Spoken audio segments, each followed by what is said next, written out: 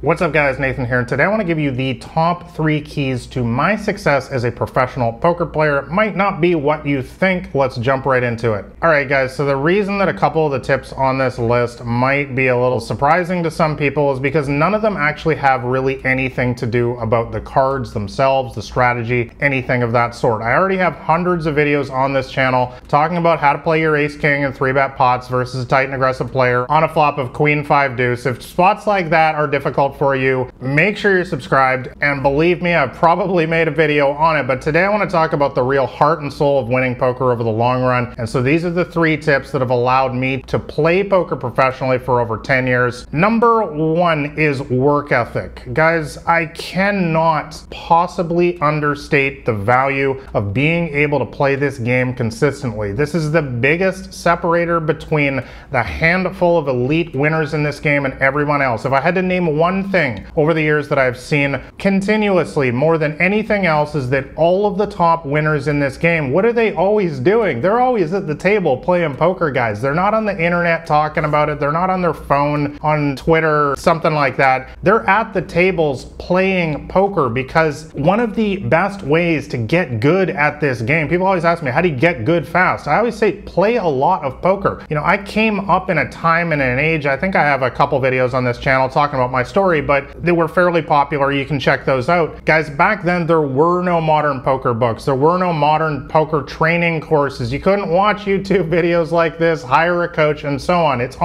so easy these days, and I'll have links for everything that I suggest in the description below. So back then we had to do things the old-fashioned way, and that's just playing a lot of poker. Guys, I've played millions and millions of hands, and what that allowed me to do is to just learn through trial and error. Eventually, if you see the same situation 100 times, 1,000 times in a row, you're gonna learn, I need to fold there, or I need to raise there, or I should be check calling and betting out on the turn in this spot here. Guys, without question, the number 1 thing that separates the best poker players in this game is they've simply played a lot more poker. It really is that simple. If you want to get really good at this game, play every single day. This is what I did when I was playing semi-professionally for a year before I went pro. I would work my day job in an office, I would come home, and I would literally just play for 4 or 5 hours every single night, and on the weekends I would just play all day. And after a year, this allowed me to have big enough bankroll and had climbed up on high enough in the stakes that I was able to quit my job. I was making more money playing poker than at my job, so it was pretty simple. But guys, really that's the biggest thing. You don't make money talking about poker, you make money playing poker. Alright, so the second thing that was one of the most crucial keys to my success as a professional poker player was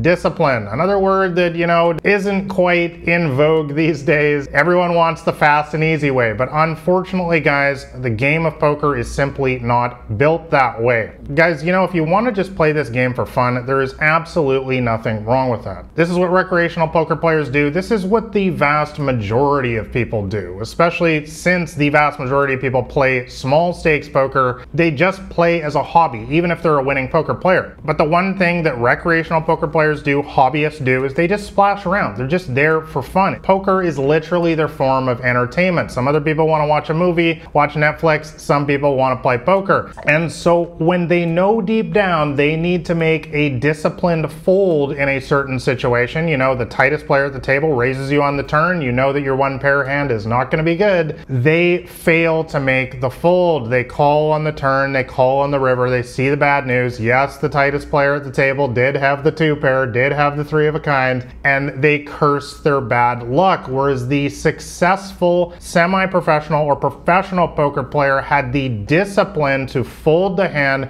Again, they've seen that situation 100 or 1,000 times before because they've played more poker than everyone else, as I just talked about, and they're able to make that disciplined fold. Guys, the bottom line is if you ever want to get real success in this game, you're going to have to find a way to be able to make the right play in the heat of the moment, whether you want to or not. You can't get wrapped up emotionally in specific poker hands, which brings me to my final key that allowed me to make it over the long run as a professional poker player, and that is strong emotional and mental control. Guys, the biggest separator, besides not playing enough hands, between the handful of really successful poker players and everyone else, beyond a shadow of a doubt, having coached hundreds of students at the small and mid stakes games is not being able to control their emotions in the heat of the moment when the inevitable adversity strikes, when you get a series of bad beats, aka setups, and so on at the poker table. Guys, poker is a game of math. This is simply going to happen sometimes. It doesn't matter if you're the best player in the world,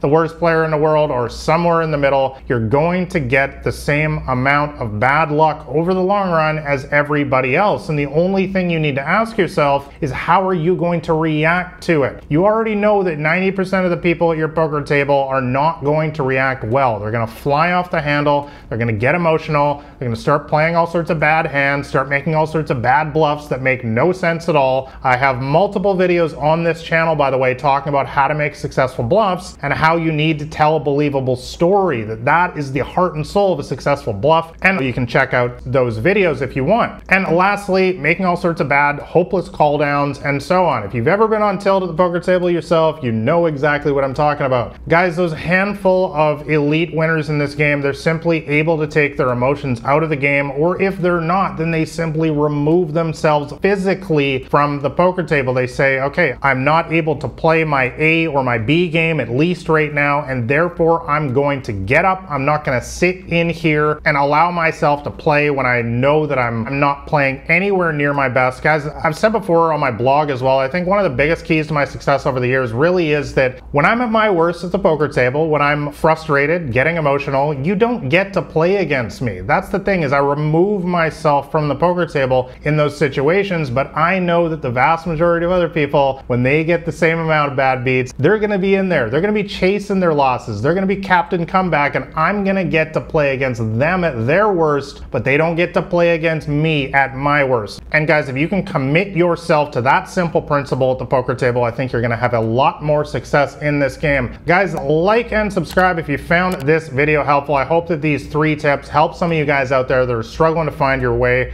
in this game. And lastly, if you want to know my complete strategy for crushing these small and mid-stakes games, make sure you grab a copy of my free poker cheat sheet. That'll be the top link in the description below. Thanks a lot for watching, guys. I appreciate you. This has been Nathan Williams with blackgreen79.com.